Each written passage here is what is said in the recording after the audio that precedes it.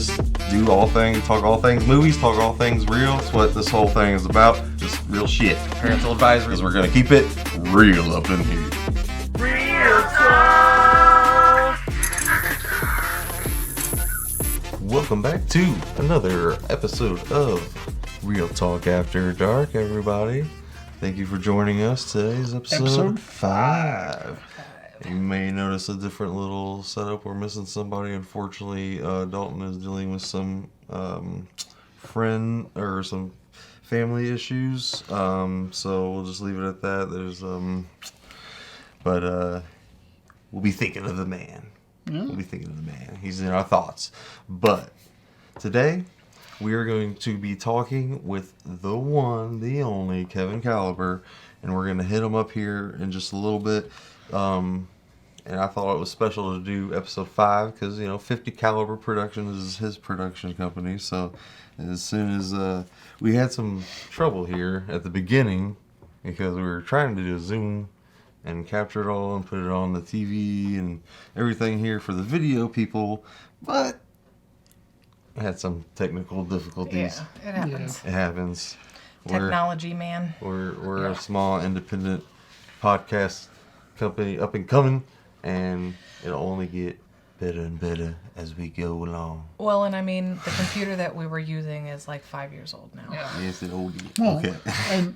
and not just that, it's like Zoom. It seems like people have a Zoom lot of sucks. problems. Yeah, Zoom sucks all on its own, to be honest. Yeah. Like, because what I told him was what we could have done was I could have used my tablet, and we could have, but you'd have to get the special piece. It's like $5 at Best Buy, but can connect it to the TV, and then we can video chat that away. And Well, we'll look into it. yeah, I mean, But let's get Caliber on the line. Yeah. we forgot something. Who sponsors us? Well, I was used to it, but Yeah. I brought in a little Zoa to this party because Well, we're celebrating episode 5. Yeah, but he needs to start Zoa. sponsoring Now you us. know what? Yeah, I know. Yeah. It's not sponsored by or affiliated with Zoa. You know what I mean? You don't throw that sponsorship this way. Yeah. I'll take it. All right. Because how cool would that be? Real Talk After Dark, sponsored by Zoa Energy Drink. Hey, you know what'd be really cool? It's if we call Kevin now. Yeah. You're so funny. I am. Okay. So I don't know how this is gonna work. Oh, I guess I can't screencast. Can I screencast? I don't know. I think after you get the video on. Yeah. Oh.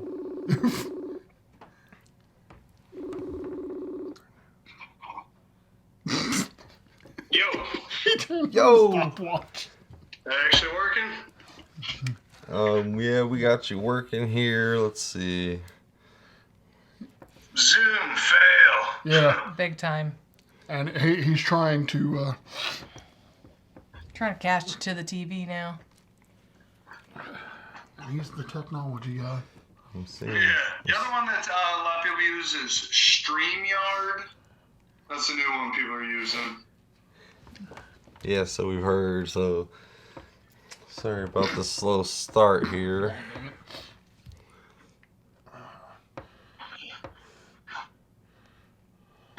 Not working. Well, we can tinker with stuff. Family Room TV. The service providing this function will have access to all the. Yeah. I want to start now. Go to the TV. Go to the TV. It's not gonna work. Let's just talk, and we're already wasting too much time on it. Yep. All right. Sorry, Kevin. We Oh, good. so unprofessional. I'm so sorry. Here, just do this. Look, I put Kevin on the screen. I'm smarticle. Anyway, well, then he doesn't see us, man. That's not cool. We can post a really nice picture. He can provide us with a really nice picture, and we'll add it to the video. I'm gonna put audio up here. As long as it's shirtless, so we can get a lot of fans coming in. Yeah. Yeah. Okay. So you might not be able to see all of us here or whatnot, but Why is- welcome to our podcast, brother. Happy to be here. I'm trying to figure out why he's sideways. Don't worry about it. It's Don't fine. worry about it. It's for the audio, man. All right, anywho. Anyway, so Mr. Kevin Caliber here, we had to bring you on for our episode 5, obviously, because 50 Caliber Productions. Yeah, we got a 5. Yeah, there it is. 50 Caliber Productions. The man right there. So, Kevin, tell us a little about yourself for anybody who may not know you. Well, yes, I am Kevin Caliber. I am from St. Louis, Missouri. I grew up in the Midwest. And way back in the day, I used to play music in and around St. Louis. And then after the music career kind of went away, I decided, hey, I wanted to chase something else. So I've always been a big fan of movies. So I moved to LA, sold my house in St. Louis, moved to LA, and just been trying to chase the dream ever since. Been able to do a whole lot of real cool things, which I'm sure we could get into. But yeah, I'm just a regular dude from the Midwest that loves movies and tries to be a part of it and have fun doing it. Right. He's a man of many hats. That's true. Yeah, the realtor business music, alone. realting, ex-military, Yes. movie star, TV Yes. star. Yes, he was in the U.S. Marine Corps. Thank you for your service. Absolutely appreciate that. how- Yeah, that was my first time leaving Missouri. Was to join the Marine Corps, and that put me in San Diego, California. And after you live in San Diego, I'm gonna be honest with you, it's pretty hard to go back to Missouri. It's I'm something sure. I love growing up there. I love having the ties there. I love going back there, but I do enjoy the California life. And unfortunately, the California life isn't what it used to be these days. No. It's not quite as fun as it used to be. We still have nice weather. We still have nature, but there's a lot of extra added stuff in there that is not so desirable these days. Right. So next he's going to move to New York. Oh, God forbid. So, how is Ashley, by the way, your second half?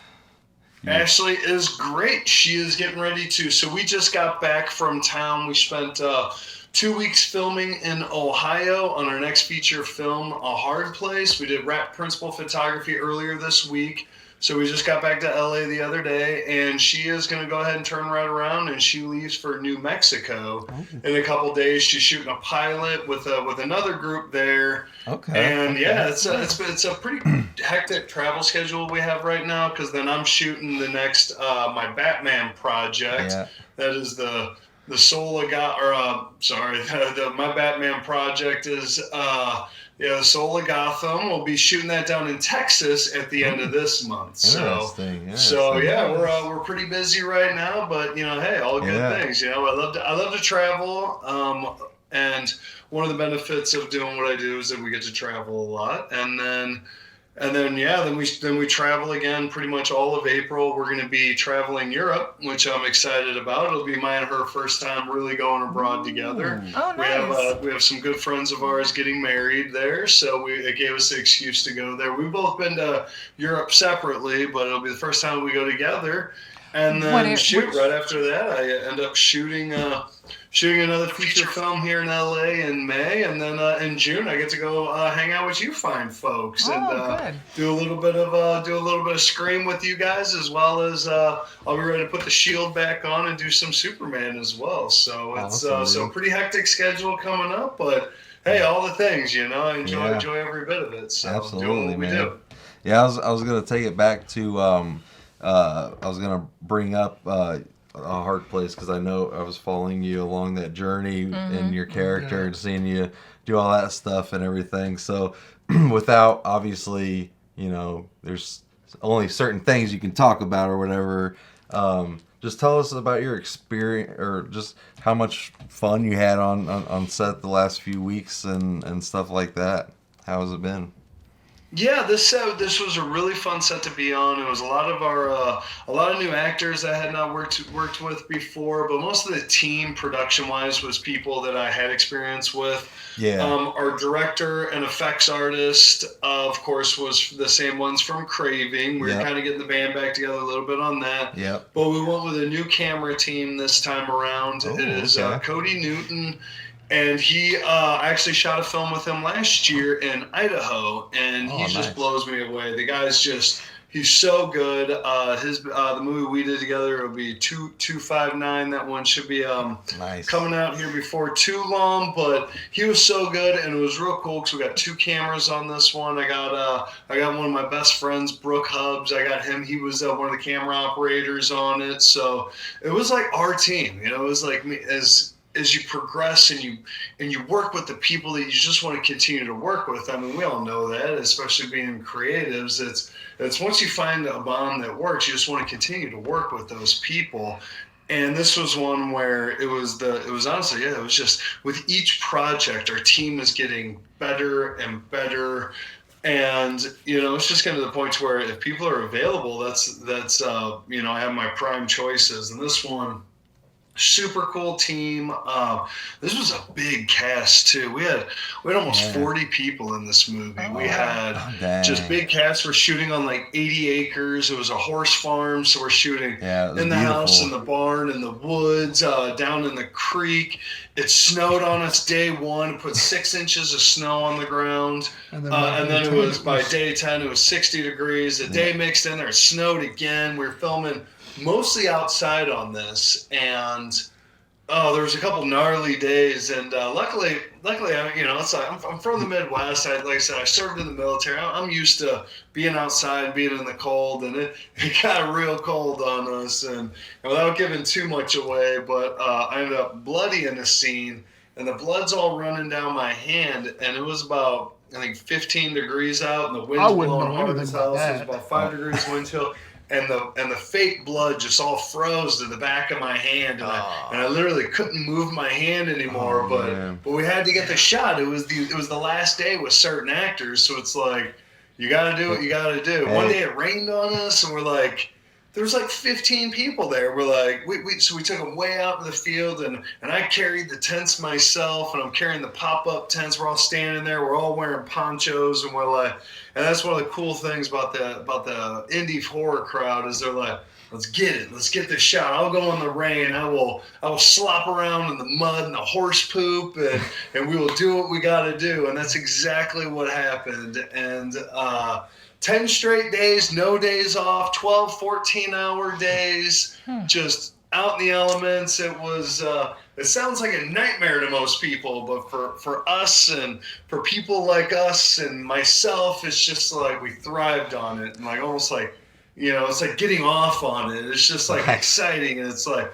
would I do it again? Damn right I'd do it again. Sign me up. I'll go for a month straight. I'll work 30 days in a row without stopping. Right.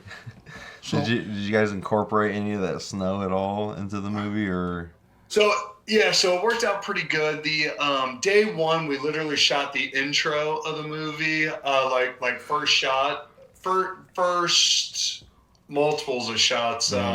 As we're a group of bandits out on the run and on the lam. So we basically were able to get it all, and then there was snow. And then where it kind of transitions, we did get a couple shots in the rain. So it will play continuity-wise. It felt cold. It's uncomfortable, and we really wanted to use it and feel it, because originally we were going to shoot in October.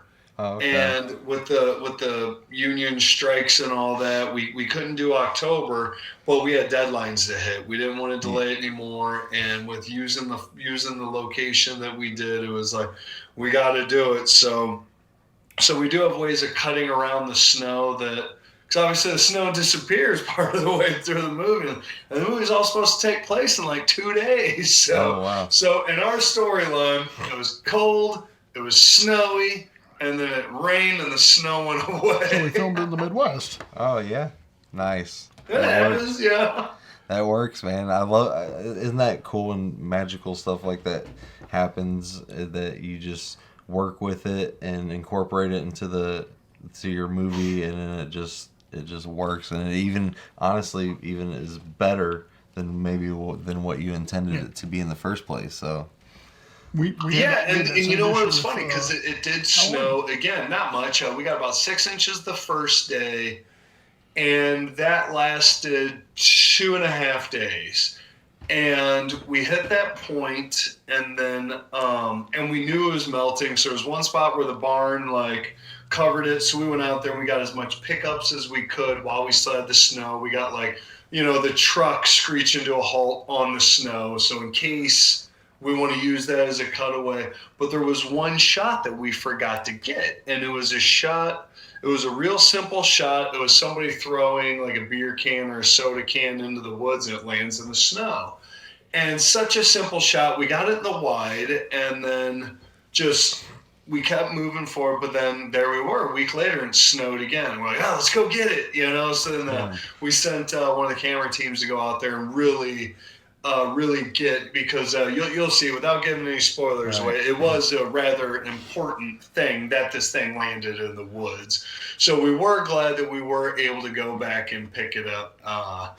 But yeah, like I said, we used it. We used every bit. It was kind of funny because so everybody else is in multiple layers, and they're wearing their warmest coats and puffy coats and knit caps and gloves, and I was like, no, I don't want to wear that. I had a specific outfit that I wanted to wear and a look that I wanted to go for. So I'm wearing more like a thin leather like bomber jacket that like fits well. It's it's like paper thin, no gloves. I'm just wearing a single shirt underneath, and then I committed to it. I was like, no, I'm not doing that. So it's funny. So throughout the whole movie, everybody else is in sweaters and puffy coats, but I was like, no, I want to look good. I want to look fake. All right.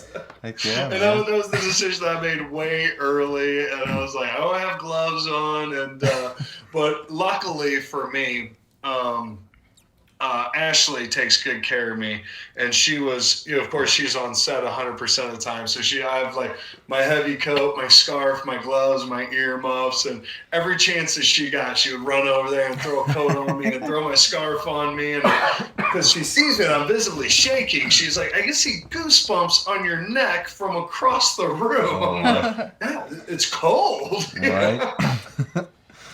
So speaking of you wanting to show off and look good and stuff, I know that you're a bodybuilder and you've entered some competitions and stuff over the years, and I know that you've won first place back in 2016? Three times, brother. 3 times, 2019 and 2022? That's right. Woo! Oh, nailed it. Well, now, Nice. I've got a quick question. Is there anything that you don't do? Oh, he doesn't do nude scenes. That's a fair question. I am a what do they call him? You're a jack of all lifestyle trades. hobbyist or something. I know you're like literally Arnold Schwarzenegger's twin. Oh, dude! Nah. He's I don't know better if this looking all- than all Arnold. same. You see my little shrine to Arnold back here? I still have the same weight set. I mean, shoot, look. I mean, it's like. Oh shoot, man! Yeah. He's my dude. Growing up in the '80s, everything was Arnold. It is. Yeah, buddy. It is a way of life. It's everything that I wanted to be, and of You're course, preaching to the choir over here with this one. I know that there was one night me and him, we just got to talking about Arnold, like we were chatting about Scream, and then it turned into an hour-long conversation about Arnold Schwarzenegger and his movies and all that stuff. He wanted to name our son Arnold, and I said no. But we got Dutch. You got Dutch. You got it in there. Hey, That's right. That's Yep. right, baby. So, talking about him and his awards and everything, I don't know if you know this. I just found this out myself. So I want to take a minute and congratulate him because Bang Bang Betty, Valerie's Revenge won the Best Action Feature Film at the Golden State Film Festival. Oh, yes. Cool. Right. Hell yeah. Yes. They took that home last night. Yeah, that's exciting. Awesome. I Congratulations. appreciate that. That's a fun movie. We, it's those stunt guys are great. It's the same stunt team that I'm gonna be throwing down with Batman. They're a great stunt team. It was because I've been a part of some pretty big movies in the Marvels and things like that, but they're so careful that there's specific stunt guys, and they don't, they get me a stunt double. Like I had a stunt double for Future Man. I had a stunt double for Tyler Perry's Have and the Have-Nots. They get me stunt double because they're like, no, you can't. There's like rules. They don't let me do anything. But on like The indie sets, oh boy, they let me go to town. And that stunt team in Bang Bang Betty, Valerie's Revenge, these dudes are all like, they're like gymnasts, and they love it, and they will they want me to just kick their ass.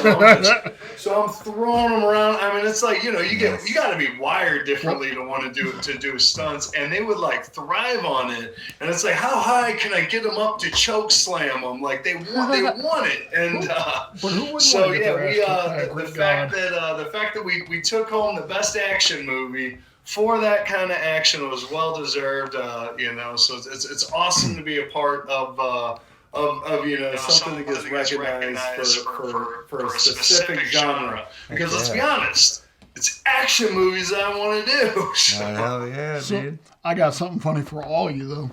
So a friend of mine saw the teaser trailer for Director's Cut, and they go, "That guy's a killer, isn't he?" Points to Kevin, and I said, "I'm not telling you." They're like, "Well, come on. He's really hot. He's got to be the killer." Nice. See, we're gonna use expectations, man. It's like we can't tell. So they're blaming him for being hot is the reason he's the killer. Yeah, we can't. That's right, Skeet Ulrich, man. He's the hot one. Yeah. I said, well then his girlfriend, you could put her in that same category. Well, Very true. Let's not give too much away because we don't want to, spoil anything. You know what I mean? What is that? I'm just noticing. I left that for you. It's a rubber ducky. It's a ducky. Let me see it. Okay. But the random things we talk about on this podcast, everybody. All right. So how's it going with you guys though? Have you been actively working any more on the screen? Not like filming anything wise, but I'm slowly getting things kind of pinned down. I'm talking to the mayor of Granite City to see if we could potentially get specific spots where we could film and not have to worry about people calling the cops and wasting time and resources and all that stuff. I don't know if you heard, but when we did the Superman film, there was a scene where Kevin was in the scene, but he filmed his part in L.A. Somebody called the cops on us because they saw Nazis running around. Wow. Well, I don't think it's illegal to be a Nazi. No, it was so funny because that's crazy. They had the Nerf guns and they're running around and people. I'm like, I'm glad I told you guys ahead of time. That's funny. Like Collinsville, it's like, y'all got Nazis here? Right? What in the world? That was a highlight too, because it's like sharp, polished, just the best uniforms ever. Where was the Nazis? The one thing they had, they were stylish. You got to give them that. Yeah, that's true. Dude, of course, you're not gonna get out of this podcast without bringing up Wax Waster from 16 Bits because that's on Tubi. That's freaking. That movie, I can't tell you how many times I've watched that movie. He's obsessed with it. It's a good movie. I love that. I love that so much that you are the target audience. I mean, it's like, it's taking all these things and it's like a dark comedy with like about gaming and really takes it back and it feels like a throwback. It looks like one of those movies that like you would find an old VHS back in like 1988. It's just like, what is this? I don't know, but I'm going to watch it again. What's crazy is whenever I watched that dropped, I think, the night before we got together to film. And I was watching that, and it was just blowing my mind how good it was and stuff and everything. And I'm just like, holy crap, like, I'm about to direct this badass, awesome guy here that I was just like, I was starstruck. So I was like, fanboying on set while trying to be professional, you know what I mean? Because it's like, shoot, this Wax Waster right here, You should have been in the kitchen with him whenever he started getting undressed. Yeah. I'll never forget that. No. But what I love was Ashley's response to you as soon as you apologized. She's like, thank you for being so, she goes, most women are just straight bitches and don't apologize. Well, I was like, I mean, you're gonna look. Somebody's taking off, and whenever you look like, if you don't know what he looks like without a shirt on, just go to his Facebook page. He posts it all the time. I've never seen somebody that cut in real life. So, like, my brain was, malfunctioning for a second. And then I was like, malfunctioning. I was like, oh shit, that's somebody else's boyfriend. I can't look at this guy. Yeah, that's right. I work hard for it, so hey, show it off, man. I don't know if we don't mind. I don't know if you remember or he remembers, but I told you, you can look all you want, but he goes home with her at the end of the night. That's right. Yeah, I was say, look, don't touch. There's nothing wrong with that. It's also like the sun. You don't stare at it. You get a glimpse and you look away. Yeah, right. Them's the rules right there, man. You can look. Don't touch. Well, my brain, I was more shocked than anything because I just wasn't expecting it. Because Ashley goes to the bathroom and I'm like, oh, and I start to turn to Kevin, tell him he can do it in our bedroom if he wants, and he's just no care in the world. Yep. That's fine. Yeah. Yeah, that was a fun day. That was a good time. It was a lot of fun. I maintain the best part of that whole day is, what do you guys do? We're filming a movie. The fuck you are? Who the hell are you, dude? Oh, let's keep it light. Yeah, let's keep the conversation good. Yeah, I'm looking forward to having you back on set for Scream and everything, man. It's gonna be a good time. Whenever you guys come back, yeah, definitely. It's always good to come back, to be good. Touching back with the roots and all that. I was hoping to make it in during the fall, but these things happen. It was. Hey, man. I think it ended up working out, anyways. Yeah. But whenever you guys get back, though, after the shooting and everything, I'm treating you guys to a taco pizza. Yes. All right, deal. Yeah, you did get the chips from was it Casey's that mm-hmm. Yeah. Yeah. No, we'll get a nice taco pizza. You guys are gonna be hooked. Yep. All right, deal. That sounds wonderful. Heck yeah, dude. Yeah, while we were in Ohio, it was funny. While we were in Ohio, it's the Skyline is the thing there, the Skyline Chili. So last night we all went there. That was our big rap thing. It was let's all go get some chili. Nice. Hey, chili's freaking good. Hey, after all that snow, you damn right. Oh yeah. It was. Perfect.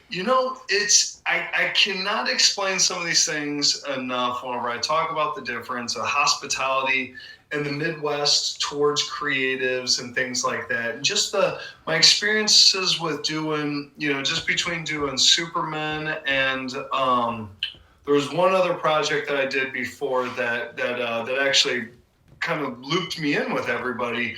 Was it was called Ordo Morti, and Donnie Callahan was the cameraman on that one. Mm-hmm. And then after meeting Donnie, we got along well, and then eventually he said he wanted to direct his own thing, then of course offered me the role of Superman. That's kind of how we started. But with all these things, I was like, we're filming at these beautiful places. Oh yeah, William Conklin was there too, because he's in every project apparently that I'll ever be in St. Louis, which is great. And but everybody's just so cool. And with like Superman, we're literally just like, oh, we're gonna go to the Harley shop and then the comic shop, and then we'll go to this coffee shop, and everybody just like opens their doors and lets us film there. And when we're in Ohio, the lady whose house it was, she ended up like cooking us chili and making us all these things, and she just started like cooking us food. And originally we were told we weren't even going to be allowed in the house. So like, no, it's just don't even go in the house. They got porta-johns, and we're supposed to be in the barn. And next thing you know, she just opens her home to us, and and it was just like the most welcoming, coolest thing. That if that would have been in LA, if we would have tried to get like an 80-acre farm, it probably would have cost us like $5,000 a day, and it would Right. You know, and they definitely wouldn't have let us in the house. That would have been another $2,000 a day or something. Yeah, so yeah. it's $2,000 just to use the bathroom. Right. Yeah. just to use the bathroom, yeah. That's an expensive piss. You better really have to go. Yeah. That's wild. I'll tell you, Ashley, the day we filmed here, she said, this has got to be one of the funnest sets I've been on. She goes, you are some of the most laid back people I've ever met. And I'm like, well, do you meet a lot of assholes on sets? And she goes, you'd be really surprised. She goes, depending upon the set you go to, she goes, some people can be really standoffish or, It's about the people and the atmosphere and, who you bring together and stuff like that. You know what I mean? Who you work with. And Yeah. Well, we really like hosting anyways. Yeah. Oh, yeah. I remember the sanitary napkins I had out in the bathroom for the women. I don't think anybody was needing them, but everybody came up. I'm so happy that you have those in there. Okay. Goes a long way. Yeah. Just trying to... Something simple, like that. People are like, they remember it. Yeah. And it's great to, have that. It really is. It really is. Like, our first thing together, I tried to corral the group that, was kind of being douchey. And you're just like, dude, you're like, I don't even know you, but how much you helped me tonight, I really appreciate it. Yeah, TJ and I, it was, 9 years ago? 9 years ago. 9 years ago, we were working on a short of mine called The Rave Master, and it was basically, I'll have to get you a copy of it if you want to see it. As a Rave Master? Yeah. Oh my God, I would pay to see that. I'll have to give you a copy of The Rave Master next time you're here, but I did 5 episodes originally, and then 5 years had gone by, and me and the original actor for that was playing the raver who annoyed his roommate, basically was like, hey, what if we did another one? We were talking about it, this and that, and so it spun into let's do a 5-year reunion, because it's been 5-year anniversary of it or whatever, and so that's what we went with, and we did a big party club scene and tried to make it like we only had maybe 10 people or something, but we tried to make it look as packed as possible, and it doesn't look too bad. I mean, as long as if you're not paying attention, but I just got a really good idea. What? For the 10-year Rave Master, the multiverse, No. and we have Kevin be one of the Rave Masters. That was fun, but It was. That's funny. I never went to a rave. That wasn't my thing. We used to throw big keg parties. Yep. That was our thing. Well, that's how you know we're from the Midwest. You are getting too loud. I'm just loud in general. I know. Yeah, no, but the Rave Master was a fun series, but that's where TJ and I met, and he was just a background extra for me, and then it was actually that night that I even told him that I was like, dude, I said, you got a great build for Michael Myers, you know what I mean? And so, and then, oh yeah, and then after that, 3 or 4 years. 3 or 4 years later, we were filming Halloween Unforgiving, you know what I mean? Awesome. So, I kept, I'm one of those guys. I keep my word. If I see something, I have a vision, I try to go for it as much as I can without straying away. And, Sometimes stubbornly. Well, if you remember, you got writer's block. And you get writer's block, all that stuff. But, I try to stick to something. So when I told him he was going to be Michael Myers, and we got to writing it and talking about it and everything, he ended up being my Michael Myers, you know what I mean? So... yeah, it's amazing how many things start like that. Like you say, just one thing, whether it's doing background or you meet somebody. I did a movie, Ugly Sweater Party, which was an Aramento film who inevitably ended up doing 16 bits. I know, I still need to see that. And I had a very small part, and I'm kind of a goofy type of guy that was kind of a goody-goody type. Like, he's super, ultra Christian, and he's just, supposed to be, just as white bread as can be, and kind of awkward in his own skin.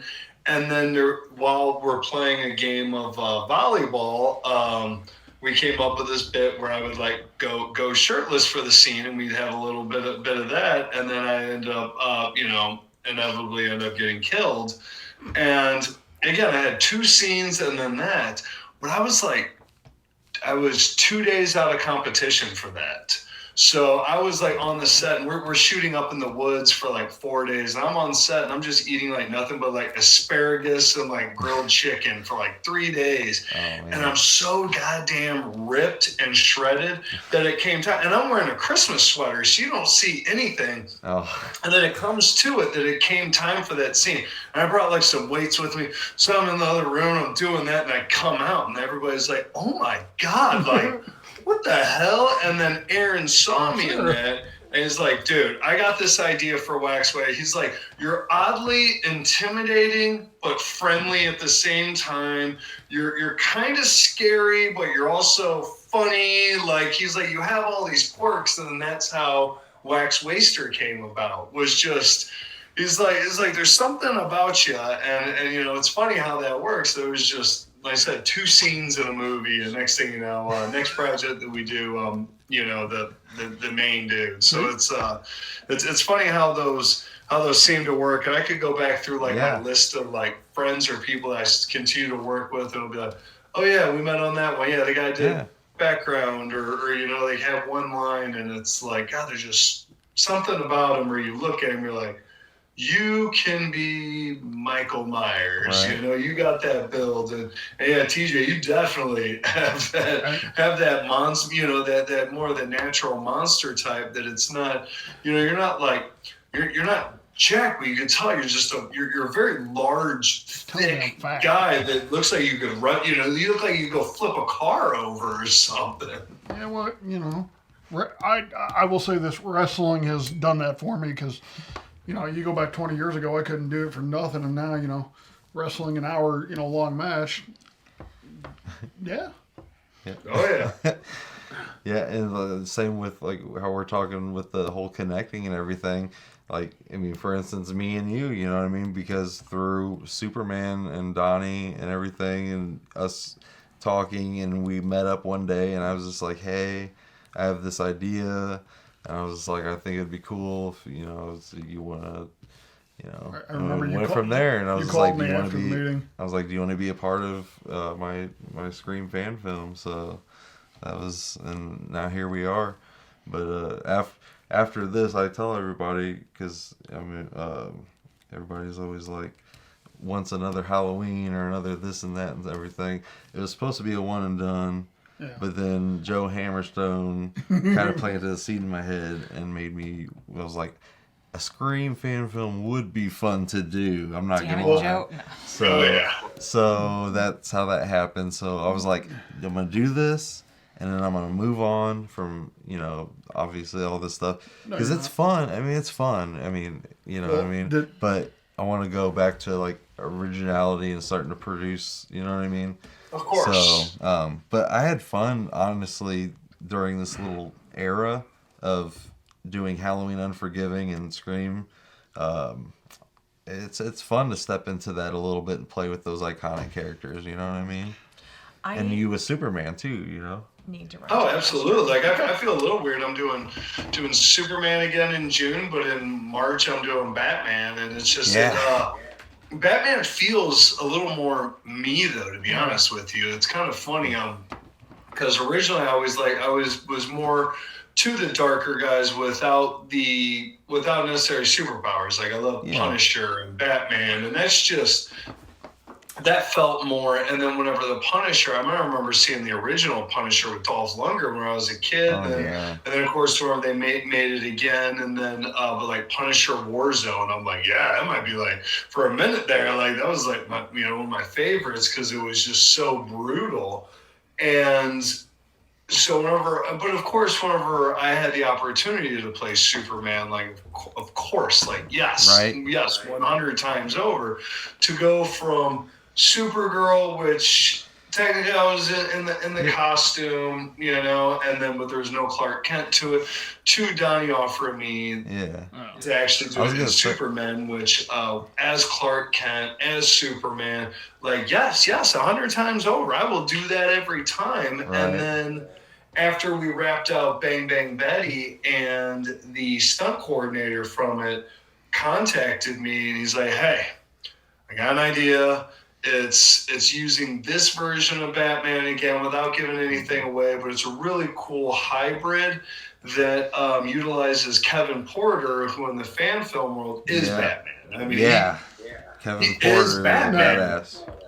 So with that, he said, I talked to him. He would do Bruce Wayne, but he's kind of overdoing it. But he would do Thomas Wayne and be almost like the older, grittier rival Batman, and then on the younger Bruce. Okay. So that's how we're tying it together. But I'm cool. Oh, you mean I get to play Batman, I get to be Bruce Wayne, and I also get to act with Kevin Porter, who's also Batman? Like, how cool is that? Like, yeah, of course I'm going to say yes. Like, I've been watching and then I'm going to go back and I'm going to play Superman again, because of course, like, are you kidding me? We're playing dress up for a living. How fun and rad is it? You can't tell me I can only do one. Dude, exactly. Now, tell me if you see this, because I'm listening to him talking, I'm looking at him. If he's not playing Batman in Batman, could you see him as Harvey Dent? As Two-Face. Or even that too. Yeah, I think you're onto something. I'm looking at him like, dude, he would make a good Harvey Dent. I bet you Kevin could probably pull a Heath Ledger on us with Two-Face. You know what I mean? I think you could pull that out. Heath was Joker. No fucking pure, Yeah, I think I could see you doing that, dude. I could see him being a Riddler even. Yeah, I mean, I could go for that too. I could see it doing something like that, and just like literally everybody's just like, "Holy crap! Finally, somebody, finally a villain." You know, exactly, because this man's got passion and heart, and I see your talent, man. I've watched, your stuff, and just from working with you, and not only that, but just talking to you on the side as a friend and all that stuff.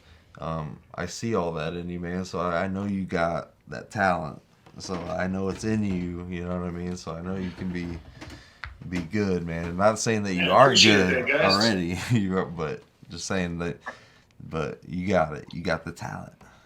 I appreciate that. Yeah, it's about, and too, I think with a lot of people, it's one of the reasons why I do admire the hell out of Henry Cavill, is that he's picking these projects that he does like, that he does care about. He knows the source material, and that's one of the reasons why The Witcher kind of went away, because he said that they were getting too far goofy with what they were trying to do. And I'm drawing a blank on the new one that he's doing, but they're like, oh, this is his thing, and he's actually going to have some stake in it.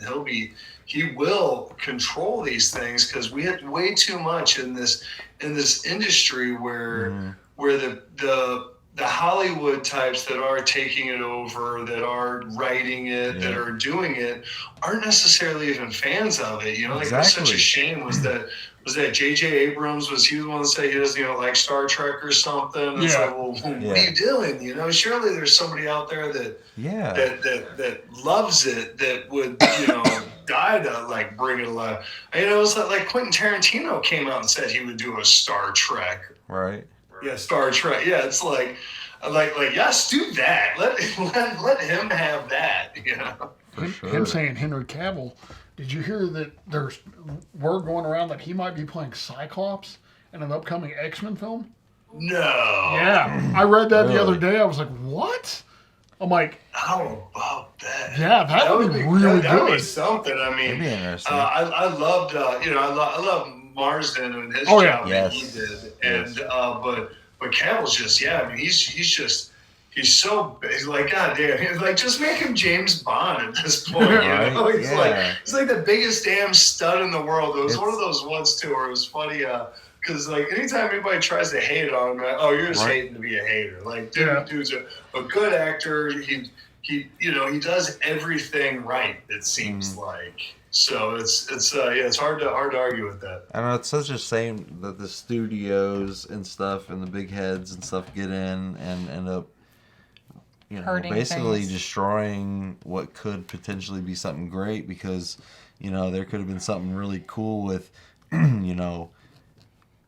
multiple Man of Steels with Henry Cavill and everything like that, and seeing how things go. But when all that happened, man, it just destroyed it and stuff. And it's like, I feel bad for Henry, because it's like he got the the role of a lifetime, and it's like they just because everybody wanted it their way and wanted to make more money and all this stuff, he just kind of fell on the sidelines. You know what I mean?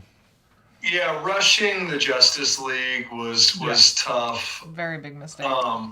Yeah.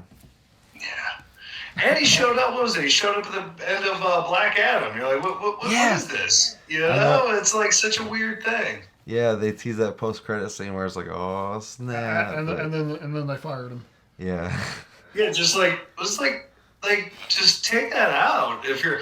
I mean, okay, so I love James Gunn, so I have a lot of faith in what he's doing. He's a local boy. Yep. He's I think he was from I'm not sure exactly what area it was. That they're in the Lou area, but.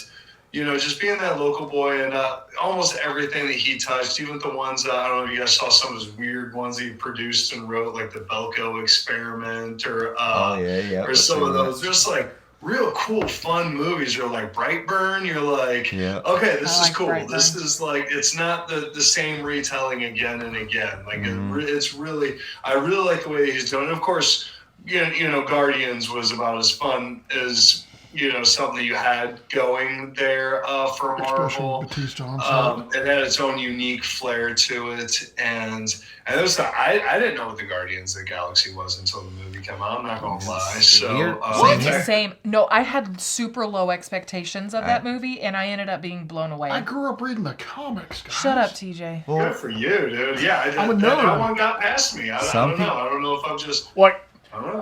Some people know, some people don't, and I'm there with you too. I didn't. I was like, what's this gonna be? But because Marvel was doing so well during those, you know what I mean? I was just like, it's got to be good, and because they're connecting everything, that they got to be connected in some way, shape, or form. So it's like you got to go check it out. And it was like the moment I sat down and it started. And the music and the cinematography and everything, it was just like... It was really good. It was like, it was just like, this is great. See, like, I grew up reading the comics. I also grew up reading the comics for the Eternals, and then was highly pissed off at how bad the Eternals was. I haven't seen the Eternals yet. Yeah, Eternals didn't turn out very good. No. That was tough. That was... I'm going to be honest with you. I have not seen...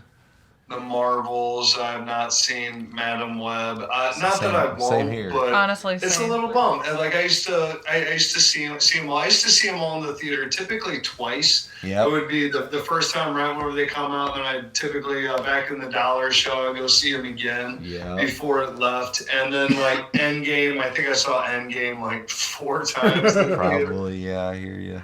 Yeah, it is such a shame, because Endgame did put it at just such a high, and then what was it right after Endgame? I think we got another Spider-Man was right after, it was all the time. Yeah, we got the Spider-Verse, which was dope. And they were just, it's just so the it peak. was Far From Home. Yeah, Far From Home. Yeah, exactly. It was right after Tony died. Far From Home is in Europe, and it's just. Man, they just peaked so hard that everything's going to be a letdown. But it was like Ant-Man 2, like it was okay, And you're like, Guardians 3, like it was all right. I fucking cried whenever I watched Guardians 3. I like Guardians 3 because we saw it in St. Charles, Missouri, where it was supposedly filmed. Let me tell you about Guardians 3. Adam Warlock. Oh gosh, I thought you were gonna go to the it was so sad. It was very sad, she's but gonna go straight to her man. I was saying, did you enjoy Adam Warlock? He is my Okay, so I already liked Will. Yeah. Will as an actor was perfect. Whenever I first heard that he was going to go into the role, I was like, yes. And a lot of people were like, oh, the guy from We Are the Millers. And I was like, you obviously have not seen the Maze actor Runner. with the eyebrows. Actors act. I knew he had it in him. Oh, yeah. And he killed it. Yes, he did. He did. Annihilated He that role. did very, very good. I'm glad she went that route instead of talking about how sexy he is. I mean, he is my on-screen boyfriend. So She does love him. She does very much. I thought Kevin was. No, sorry, Kevin. You did not make that That's roster. all right. No, I was an ally of Adam Warlock in part 2. Yeah. So, yeah. I thought that was. I am sovereign approved. If you remember, after I found out that you were in that movie, I called him. That's right. Wait. And I said, dude, were you in Guardians 2? He goes, yeah, I thought I told you. And I'm like, Yeah. no. Yeah, this man here was in Guardians of the Galaxy Volume 2, everybody. That's right. I was in Guardians 2. I was in Captain America 2, The Winter Soldier. That's awesome. And I was in Thor 2, the Dark Ages or the Dark Elves. The Dark World. Heck Nice. yeah, dude. That's sick. Awesome. I'm glad. All the sequels. I was in 300 too. All the sequels. You know? You know, you would really pull off in 300. Really pull it First off in movie. there. First Yeah. big movie. And Zack Snyder was so damn cool on that set. He didn't direct it. He was a producer. He didn't direct it because 300 Rise of an Empire was filmed at the same time as Man of Steel, which was Zack's first DC movie. But they filmed it in Bulgaria, and then they did reshoots in LA. That's what I was in. I was in Hollywood shooting at Red Studios, and then Zack Snyder was there. And I couldn't tell you who the director was because the only person who was running that set was Zack Snyder. And he was as cool as can be. He was just awesome. one of the dudes, and he came in and he was just he was so hands-on, and he told us exactly what he wanted. And he's like, you need to pull it in tighter, really, them abs and the obliques, and I want to see. And whenever we would hit anything, he would it was just so cool. We would watch it together, and he'd be like, all right, yeah, looks good. That's All so right, good I to think we're hear. good. Let's go get some lunch, boys, and kind of gives us the pat on the back. We all go off to lunch, and so I had so much faith and so much just. If he would have been a dick, I wouldn't have cared if Man of Steel was, because Man of Steel was good. It wasn't great, I don't think. Right. And of course, after that, Batman vs Superman was also not great, to put it, No. to put it nicely. Martha. Yeah, it was, and there was so much good to it too. Yeah. And I think that was one of the tests that I realized I was more of a Batman guy. Yeah. Is remember how that movie would show Batman for a bit for 5-10 minutes, then it would go over to Superman for 5 or 10 minutes, and then whenever it was on the Superman bits, I was like, oh, come on, let's go back to Batman. I want to see Batfleck. He's so intriguing. Right. And I enjoyed Ben Affleck as Batman. I thought he killed it. I thought he but did I think great. that what it was, I think it might have been Amy Adams. I did not care for her Lois Lane because it was just exposition dumps every time she's talking. And you're like, can we just go back to Batman? True. I'm a bigger Batman fan than anything myself. My favorite is 89 Batman. Well, yeah. Ooh. Always will be. Man. So Classic. it's coming on. We're hitting the 35-year anniversary of that, which is making me sound old because I've been in LA for so long. I went to the 25th anniversary of Batman back in 2014. Wow. It was at the Egyptian Theater on Hollywood Boulevard, and Danny Elfman was there to do his Q&A. Oh, and somebody asked Danny Elfman, and they were like, hey, so whenever in all of your music you kind of have this farty noise that happens, like in the intro to The Simpsons and in Batman, is that your token noise? And Danny Elfman with the straightest, just sits there. He's like, I did not realize that I had a farty noise that is my noise, that how you describe my music. But I guess that's the sound that I go for. On his tombstone, it's going to read, here lies Danny, the man that invented the farty note. Wow. The farty note in The Simpsons and Batman. I'm a George Clooney Batman person myself. Bat nips all the way. I love me some George Clooney. Here, I got to show you something. That was loud. That was very What loud. is he about to show us? Hey, this is off of the Clooney Batman suit. Nuh-uh. Yeah. For real? Dude. It's being protected in this little Okay. shadow box, but this is Clooney Batman right Oh here. my gosh, for the listeners. Nipples not included. Hang on. Bummer. Hang on, Kevin, don't take it away yet. I'm gonna show it to the camera.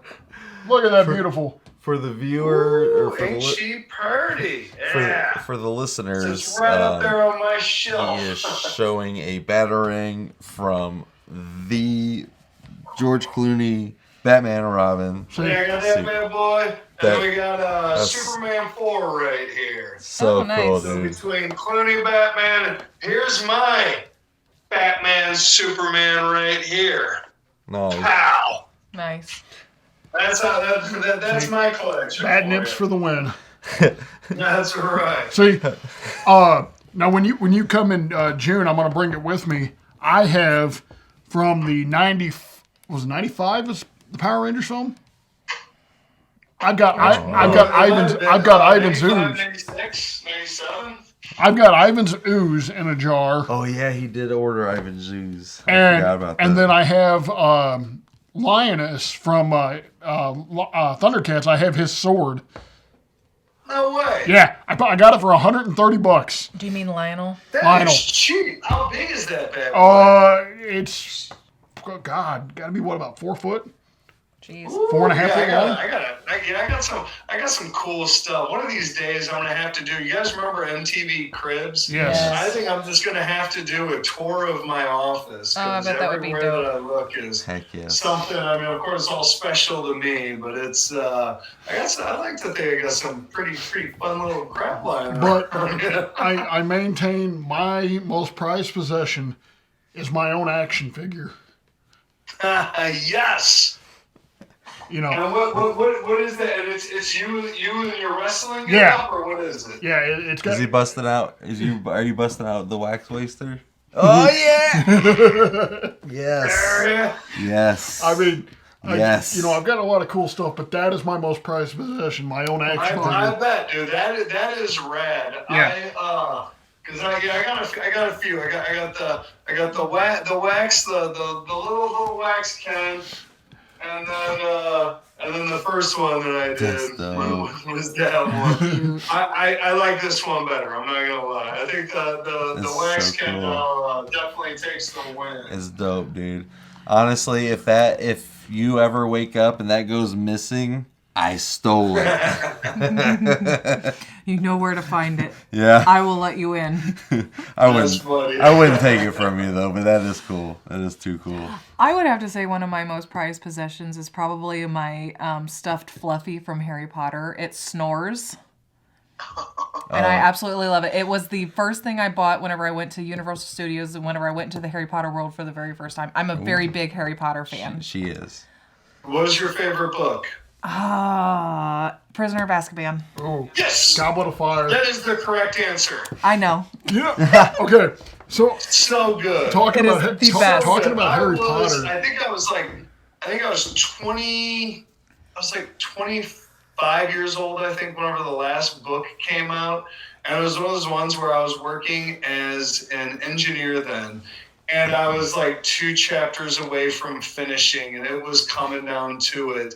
And I could not go to sleep. And my ex came in, and I'm sitting in the guest bedroom, Indian style, on the bed, sitting Indian style, with my head glued to the book. And I was almost like bawling with this weird adrenaline. Yes. And I was just thinking about the other day, whenever the one folks come through, and he's like, "What are you doing here?" And they're like, "We're here to fight." And I was like, wow, I was like 25-year-old man bouncing up and down on this bed. Yes.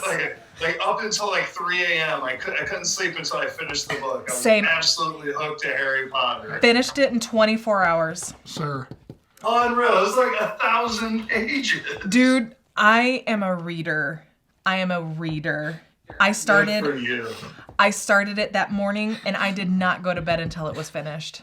Unreal. Wow, hats off to you. I got slightly burnt on them for a moment because I think I was through 5 of them, and then whenever the last one came out, and I still had the previous one sitting on my shelf that I had not read. So when the last one came out, I was like, okay, I have to. You have to. And then I went 2 of them back to back. Just I was not a I wasn't a engineer yet. I was still in college, and I was a security guard. And all I would do all day, through an 8-hour shift, is I would read for 8 straight hours my Harry Potter book. Hey, I feel that. So that new HBO series coming out. Uh-huh. Gilderoy Lockhart. For him? Yeah.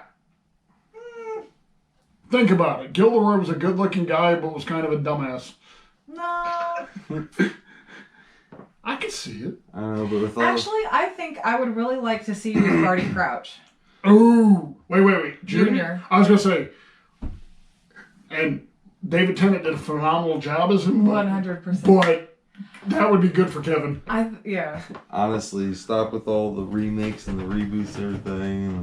No, it's the TV series that they're coming out with. I understand it's going to be a TV series, but it's still technically... We're just No. talking hypotheticals. It's an expansion of the books. I understand. So, I understand where so- they're coming from. So yeah, need some originality. I know I've told you about this before, Ryan, but I think it's time to really push it. Is that I created a superhero, a comic book series that so I don't actually have the comics themselves, but I wrote a feature film script that's based on the character of these comics. So it's kind of in reverse engineering. So it's funny because in my idea, I would be playing this guy, but I'm like, but I don't just want to play it for one movie. Like I would want, like my goal is to now have a series. I want to continue to play the same character, like, you know, like just for years. I think that'd be great. Because even the last movie that we just shot, by the last day, I knew the character so much better than day one. Like I'm just like after 10 days, I'm just getting warmed up with this character. Exactly. And I've always kind of felt like that. And it's like, can we go back and do more? Can we go back and reshoot the stuff that we did? Because I'm so much better about it. And it's kind of funny, like even Wax. Wax took me a while, but luckily we did all the promos for Wax before we actually filmed the movie. So I felt like I really had the character honed in by the time. And so I really want to do a series. And it's funny because that would be so meta if I make a movie about a fictional character. Because in this world, it's hard to explain, but it's like it'd be funny and be meta. To where I could still do it, and then maybe I could do like an awesome series like the one Cena did for his Suicide Squad guy. Was it Warhammer or the name? You know, it's like could do something fun like that where it's like take it and pluck it out and then go do that in a series. That'd be a lot of fun. For sure. That's exciting. I like John Cena. I think he's good. I think he's fun. Oh yeah. It definitely is Peacemaker. Yeah. Oh yeah. Peacemaker, that's what it is. Yeah. Yep. Dude, could you picture Kevin and John Cena going off each other in a comic book type scenario? That would be interesting. Would love that. I've doubled for Cena 2 times, 3 times now. Super nice guy too. Yeah. Oh, that does not surprise me at all. Dude, he's a goofball is what he is. He seems like he's silly. He's one of the ones that's him and like Channing Tatum started to break out of that shell a little bit with like 21 Jump Street and whatnot, where they could be silly and goofy and not have to always just be so damn serious. Yeah. And there's a lot of guys that are, not too many people that could do it. Some people just have to always be, like whenever like Vin Diesel tried to do, whatever he did, the babysitter, the pacifier. Yeah, whatever. Yeah. It's just you're like, no, stop doing that. Just lower your forehead and talk like this. Like, just do that. Yeah. Where like Arnold. Yeah, I was gonna say taking it back to Arnold.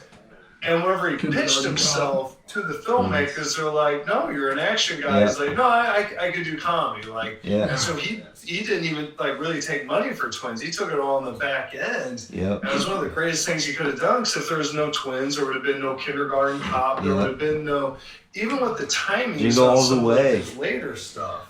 Jingle All the Way is my favorite Christmas movie. It's my favorite movie when it comes to you, bud. Totally. And those things would not exist if it was, if he was just continuing to do Terminator and Conan. Exactly. So there's something to that. And whenever like John Cena can like prove that, because he could have just kept doing the Marine sequels, but he didn't. It's like let him be him and just let him cook. And that's one of the best things is that, I don't know if you guys saw this article that just came out, is that people were telling him that he'd mess up his whole legacy if he did the Barbie movie. Yeah. And he's like, I don't care, I want to do it. It's funny. It's, He was fun. He was fun. And I love that he did it. So he popped up in Barbie. I was not expecting that. He's supposed to be in a new thing on Netflix. I guess it's going straight to Netflix with Zac Efron. It sounds really good. Oh gosh, Heather was telling me about it. I can't remember what it's about now or even what it was called, but he's coming out with something on straight to Netflix. It sounds really good. Cool. Yeah, he works. I think Cena did 4 movies last year or something like that. I mean, he's just he's cranking them out. He's in a good spot. He's in his prime, so good for him. He's kind of the Rock light right now. Right. Hey, I'm ready to see The Rock whoop some ass at WrestleMania. WrestleMania. Yeah. I didn't catch it. Was Elimination Chamber, was that this weekend? No, it was about 2 weeks, but you didn't miss anything. Okay, I haven't seen it. A buddy of mine hit me up. He knew I was back in town. He goes, "Hey, whenever you're down to watch some Elimination Chamber, because I watched the Rumble was the last one I watched. So I was like, if I can watch a little Elimination Chamber to go into, and then I think was there one other show then before WrestleMania? No, they're heading straight to WrestleMania now. So like, if you haven't heard, Rock is teaming with Roman night 1. Against Seth and Cody. Is that what they decided on? Yeah. I haven't heard that yet. All I know is that was the whole thing with Cody. I was at WrestleMania this year. Yeah. Or last year. Yeah, lucky. I was there on my birthday. I went night 2. So if Cody wins, Bloodline is barred from ringside. If Roman and The Rock wins, it's a Bloodline match, which we don't know what that means. Okay. But see Dwayne, lacing up the boots again. Oh yeah. Maybe Steve. Oh yeah. Maybe Steve Austin will do it again. Ridiculously ugly $5,000 shirts and just be a prick. I love it. Well, talking about rapping, it's been a very fun podcast. I think we've covered quite a bit of everything. I don't know if there's any afterthoughts, Kevin, for you, or anything you want to shout out, or obviously your company 50 Caliber Productions, or even if you want to just say, "What's up, Ashley?" if you want a good property out in the California area, make sure you hit them up because that's right. Yeah, my girl's more of the real estate one. We are partners and everything. I do a little bit more of the production side. She does a little bit more of the real estate side. But with both of us, you get you gotta get that. So with one, the other one's never too far. But no, just I'm excited to keep on doing on everything we've been building on. Currently on Tubi, we have 16 bits, my favorite, and then Craving is sitting on there, and then Bang Bang Betty is now on there. So I have to watch Bang Bang Betty. Okay, cool. Sweet. I will say this, I think we need to have a Kevin Caliber Part 2. Oh, of course he's gonna be. Of course he'll be back. Of course he'll be back. Anytime, guys. I'll be back. And maybe with Part 2 we bring in Bill because Bill's in everything with Kevin. Yeah. That's right. Yeah, get Bill. I always tell Bill I'm almost jealous of him because he gets to do funny accents and everything else and the stuff that we do. He gets to play some. He's a great character actor. Yeah, so, he is amazing. Really he is phenomenal. Too. He almost got arrested when they filmed Plain White Van. Somebody called the cops and some creeper was driving around town with a window of his van. Oh man. I don't know if he is the killer in Scream, but if he is not, please kill that man. Although I'm pretty sure he ended up dying at some point in the Superman universe. I'm pretty sure. I don't. If I remember correctly. No, he's in the he's in the web series. So. Yep. That he is. But all right, guys. Well, it's been an absolute pleasure. Good to see you guys continue to do your thing. And come June, I will be there, and we will. Maybe we can even do an hour while I'm there. You know? Hey, dude, there you That'll go. be fun. Oh yeah, we can even step aside and do another podcast with you in person. That'd be rad. For sure, dude. But yeah, I appreciate your time. Thank you so much, Kevin, for being on our independent podcast. Episode Absolutely. 5. Let me know where I can post it. You know, I'll send it out to everybody that I can. And we will catch up soon. Keep in touch, and always ready to have some fun. All right, brother. Yeah. You take it easy, man. Yep. All right, peace out, guys. All right, Bye, take Kevin. care, Kevin. Bye. Thank you. And that was Kevin, everybody. Thank you so much, Kevin, for dropping by. It was fun. Good But conversation. thankfully, he recorded his stuff on his end, so the viewers will be able to see it. Well, he just recorded. voice recorded. Oh. Yeah. But I know. We'll get the kinks worked out. Technical difficulties, everybody. Sorry, we this is literally, we don't have people behind the scenes like running, controlling things. We don't have a broadcast studio. You know, Not yet. But we will one day. I'll tell you what, I'm excited for episode 6, though. Oh really? Theater. Yes, that's right. We're gonna talk theater, episode 6, theater stage, next week. And I think with that, we will call it a wrap. Thank you guys so much for listening tonight. I really appreciate it. Dalton, you're in our thoughts and prayers, bud. Absolutely, Dalton. Keep it real, everybody. Real talk. Peace.